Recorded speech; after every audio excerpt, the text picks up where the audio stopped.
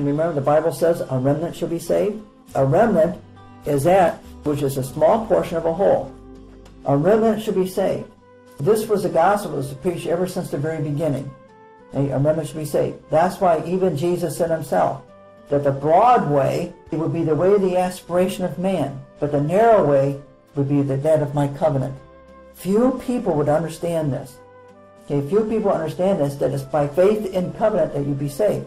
Not just a historical facts or event theology that would save you. Because all these people over here, they would be religious in one form or another.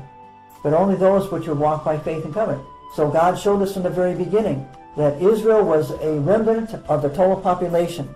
So he took a portion and measured all the nations by the remnant. He measured everything by that.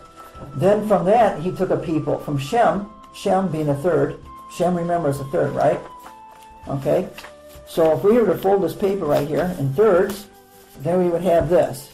We would have Shem, Ham, Japheth. Okay? Shem, Ham, and Japheth. Out of Shem, he took Abraham. From Abraham, he took Isaac, didn't he?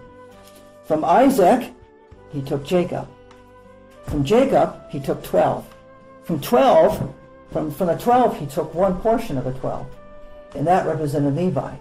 Okay, that through this one portion of the 12, I elected you, Levi. From Levi, okay, he took another portion. What was that? He then took Kohath. Okay, from sons of Kohath came from, right, Moses, Miriam, and Aaron. From Moses and Aaron and Miriam, he took Moses. And he said of Moses this, stand aside, I will make of you a nation of people. But Moses petitioned, he says, Lord, don't destroy them. Okay? So we can see a portion from portion from the portion from portion from portion. God has always done this since the very beginning. Separation for perfection for what? Consecration for that perfection and initiation. Consecration, okay? The gospel is being preached today. The gospel which the world has been listening to is not that which preserves the covenant. Okay? The covenant gospel is that which is being preached today. This is the gospel which will be preached in all the world and the end will come. This is what Jesus said. The sign of the true gospel which will be preached in these end times would be what? The sign of this woman. The woman that anointed Jesus' head is the gospel of the covenant that will restore the stewardship and the priesthood. That's why that sign was the most important sign. Okay, we should be restoring the covenant. She has prepared me for burial. What does she anoint? The head, which is on his shoulders, which represents government. The gospel of this covenant and stewardship and priesthood will be restored. This is the gospel we preach in all the world and the end will come. This is the gospel, and you are in it right now. It is this gospel that God has preserved for this time. This is really a marvel which God has done, how he preserved this knowledge through all the minutiae of the false gospel that was preached throughout the whole world. And when the gospel of Adam, or the gospel of the false religious system was preached, the scriptures are resourced in order to meet the issues and needs of man.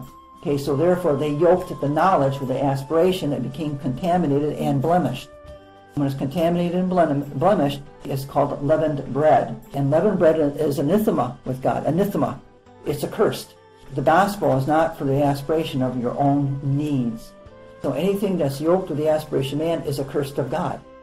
God will not sanctify it, and when the Lord approaches and comes, he will not reward you with this. Anathema, Maranatha. That's what Paul brings out in Corinthians. Let him be anathema, Maranatha. Being contaminated with the aspiration of man, the Lord will not reward you things which will be the blessing, but will be with a curse. A remnant should be saved. This was the gospel that was preached ever since the very beginning. A remnant should be saved. That's why even Jesus said himself that the broad way would be the way of the aspiration of man, but the narrow way would be that of my covenant.